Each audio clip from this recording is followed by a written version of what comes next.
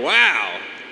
It's amazing to be here. You know what I'm thinking as I'm coming down the steps is don't fall and bust your ass in front of all of you and in front of all these cameras, because they would never let me live that one down. You know, the previous president, I'm trying to be nonpartisan. You ever seen these old cartoons where you've got the angel on the shoulder and the devil on the shoulder? Well, because I'm speaking to all of you, our great patriots and service members, I've got the angel on my shoulder saying, JD, don't be partisan. We're gonna make this nonpartisan. And then I've got the devil on my shoulder who wants to talk about every time that Joe Biden fell up or down the stairs. And the media didn't care about that, but if I did it one time, it would be a major, major story. But let me just say to all of you, first of all, I'm so proud of you. And I'm grateful to be here, and I can't think of any better group of people to spend this week before America's 250th birthday. Give it up, ladies and gentlemen. It's an honor to be here with you.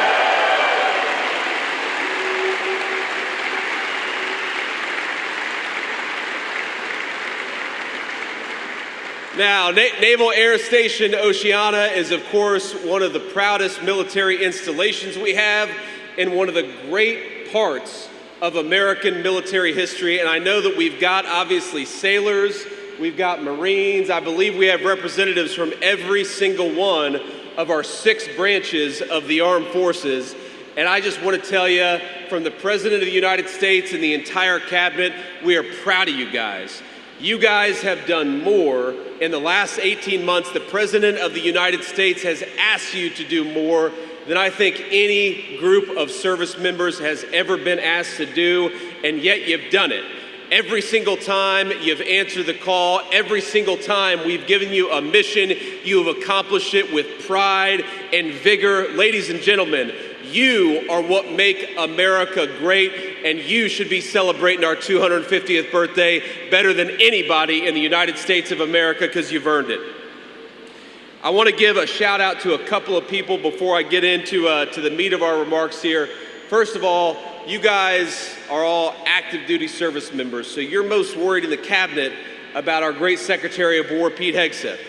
But all of you will eventually hit a point where you need the help or you rely on the services of our great Secretary of Veteran Affairs, Doug Collins. Doug, give it up for Doug. He's doing a great job at the VA.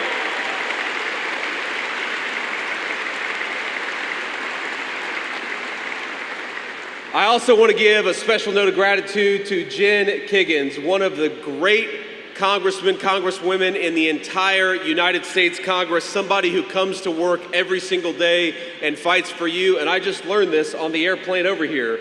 But you know, Jen, the last place that she served as an active duty service member was right here at Naval Air Station Oceana. So Jen, thank you for being a rock star for our veterans. Thank you for being a rock star for our troops. Thank you for fighting for them, because, ladies and gentlemen, you fight for us every single day.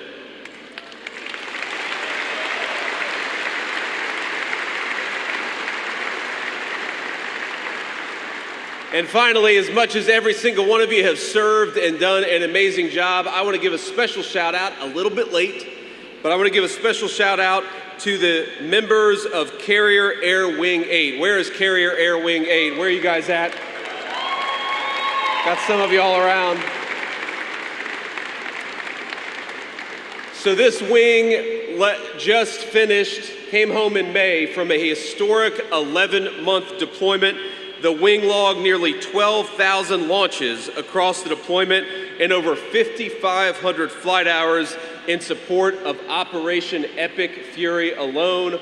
All of the great things that we've accomplished, you guys are the reason that we've been able to accomplish it, so thank you and welcome home. A little bit late, but welcome home. We're proud to have you guys back.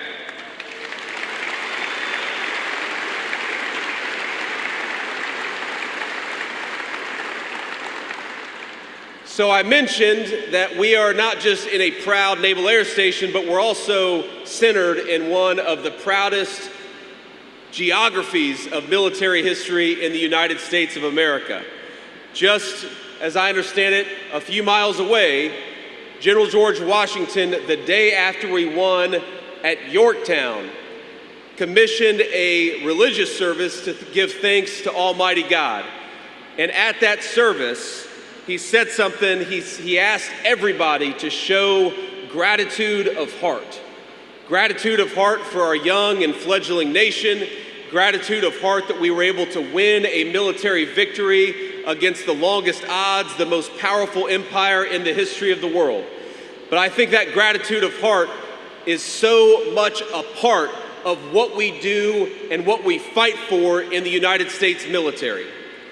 When I think about gratitude of heart, I'm of course most grateful for all of you, that we have the best people, the best of us from every walk of life, from every geography in the United States of America, who are willing to put on the uniform of this country and serve to create that protective blanket.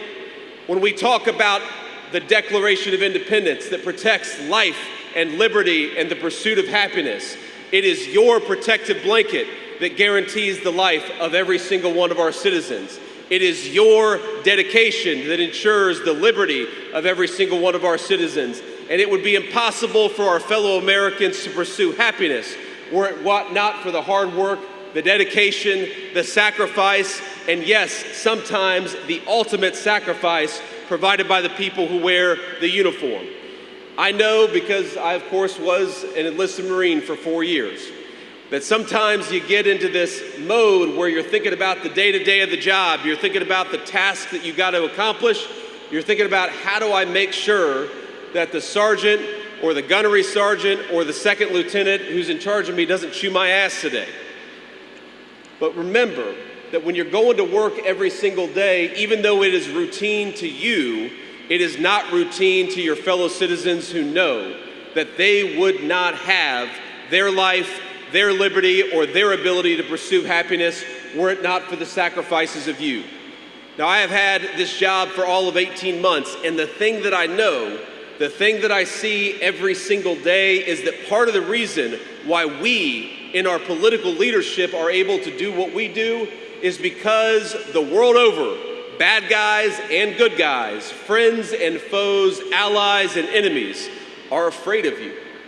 They know that if we ask, you guys will go and make the impossible possible. They know that when we demand that a bad guy does something, if they say no, you are the ones who are going to enforce that demand.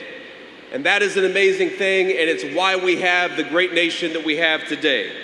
So what I'd ask for you as we all get ready to celebrate America's 250th birthday is have that gratitude of heart that General Washington talked about almost 250 years ago. Grateful for yourselves, grateful for the men and women to your left and right, and grateful to the nation that makes it possible for every American to pursue their dreams and to pursue the American dream in whatever the way that they ultimately decide. Now here's what I want to talk about next. I want to talk about what we owe to you. You know, when I was in the Marine Corps, I spent 4 years from 03 to 07 in the United States Marine Corps. And I'll say this to the other Marines. There are a lot of reasons why I wanted this job.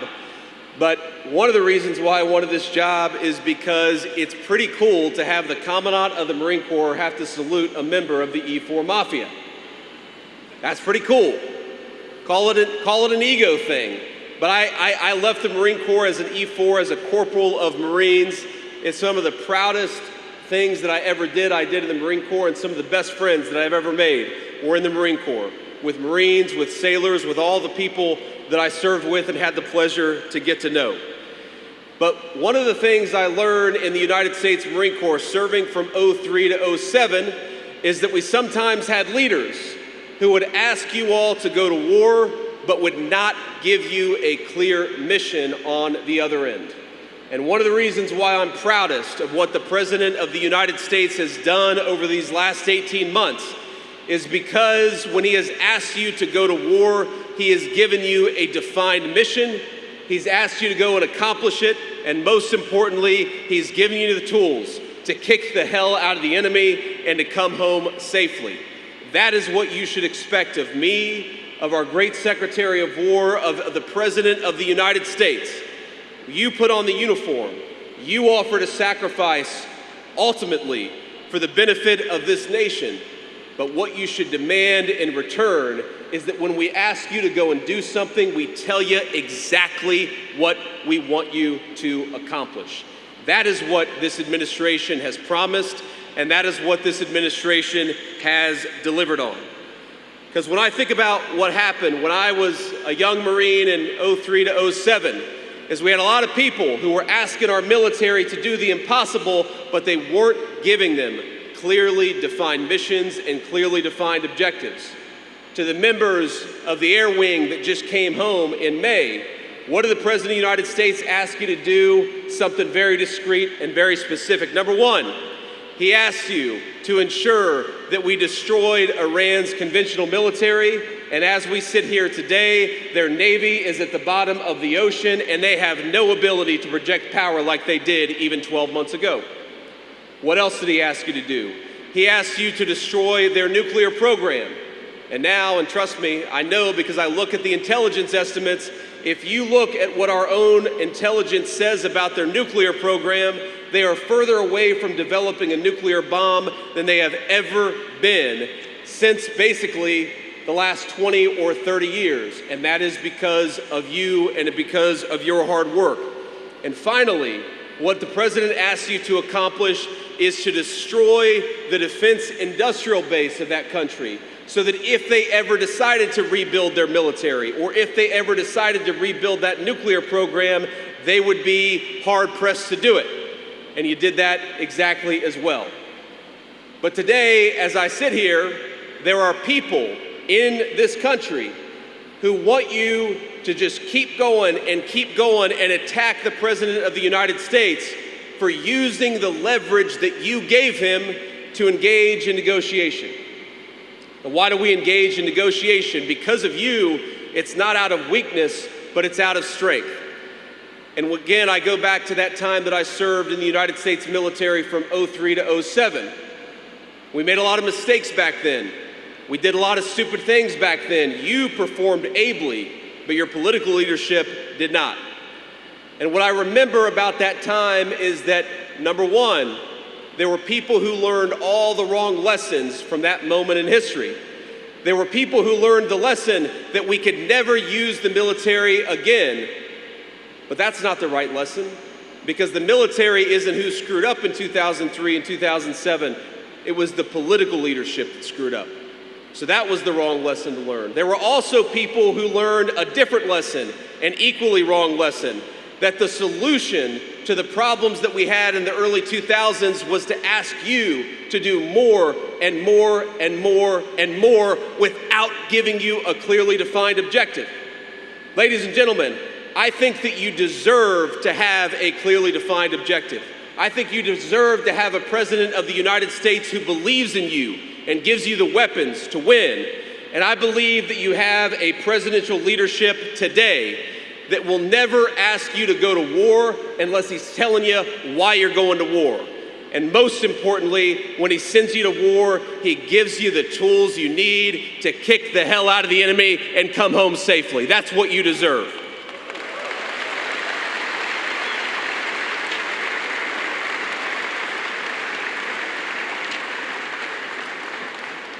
And I look at the American media these days, and I hear people who are attacking the President of the United States for negotiating, even though the President is negotiating from a position of strength because of you.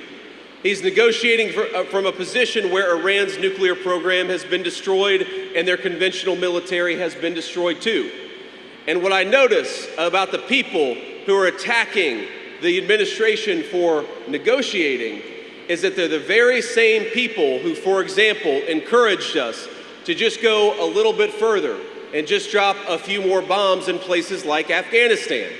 But again, if you go back to the mistakes that were made, those very same people, they refuse to say, what were we dropping bombs for? Now, the President of the United States maintains a lot of options today in 2026. But if he ever asks you to go and drop bombs, it's going to be for something specific, to accomplish something that matters to the American people. We dropped some bombs a couple of days ago. You know why? Because the Iranians were shooting at commercial ships. So we dropped some bombs, we applied some leverage, and we've had free commercial transit for the last 3 days. If the Iranians try to rebuild the nuclear program, the president's got options, again, because of you. If the Iranians try to threaten their neighbors or fund terrorism, we've got options, again, because of you. But what we must never do is drop bombs just for the sake of dropping bombs. And that is what the president will never ask you to do. He'll ask you to go to war, yes, but when he asks you to go to war, he'll tell you exactly what you're going for, and I think that is what you should expect out of your political leadership. You should expect something else too, and this is where I get into the great work of Jen Kiggins and Doug Collins. You know, one of the most formative experiences of my entire life was after I got out of the Marine Corps, and I was a law school student, and I worked on the Veterans Legal Clinic, helping veterans deal with some of their legal challenges. And we actually represented the Vietnam Veterans of America. And a lot of you are maybe too young to appreciate this, but the Vietnam Veterans of America experienced one of the most shameful periods in the history of the United States of America. They came home, many of them, not to fanfare, not to flag waving, not to a grateful nation. They came home to people who spit on them, who attacked them, and criticized them simply because they did the job the political leadership asked them to do. Now, I go back to what General Washington said about gratitude of heart.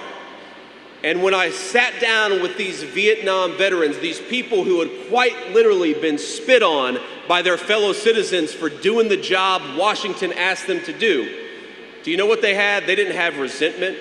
They didn't have hatred. They didn't have anger. They had a simple motto, that never again would America do to a generation of veterans what happened to the veterans from Vietnam. It was an amazing thing. And so when they came to us and they wanted legal help, it wasn't for themselves. It was for all of you. And it was for the generation of veterans that I represented, the veterans in Iraq and Afghanistan. And they committed themselves, these old red hatters. Some of them were the saltiest people you've ever met in your entire life. But they committed themselves to help all of you because they wanted to make sure that the United States would never again treat a generation of veterans the way that it treated the Vietnam veteran generation. And that's an amazing thing. That is the spirit of gratitude. And what we've done is we have taken that charge and we have run with it.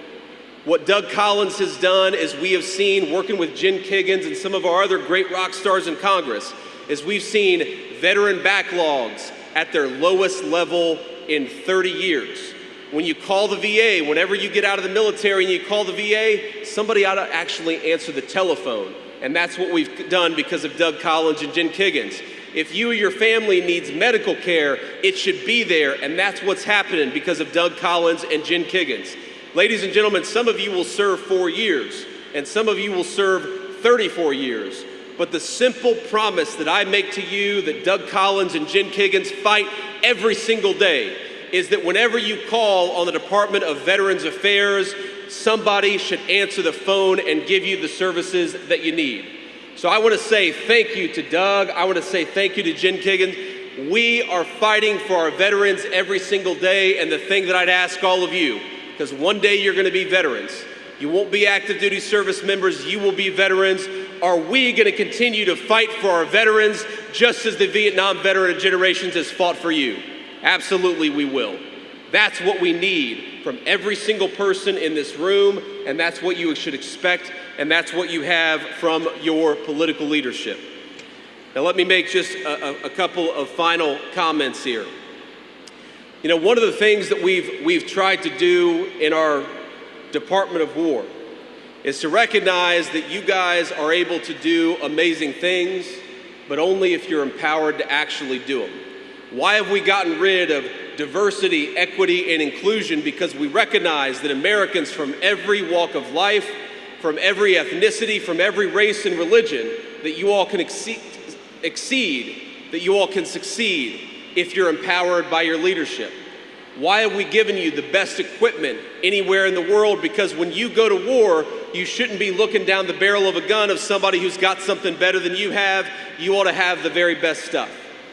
But I think the thing that I'm proudest of is that we have empowered you to do great things again.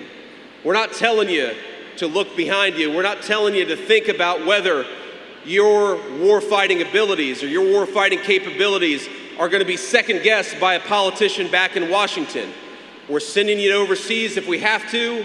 We're giving you clearly defined missions, and we're making it possible for you all to do exactly what you need to do.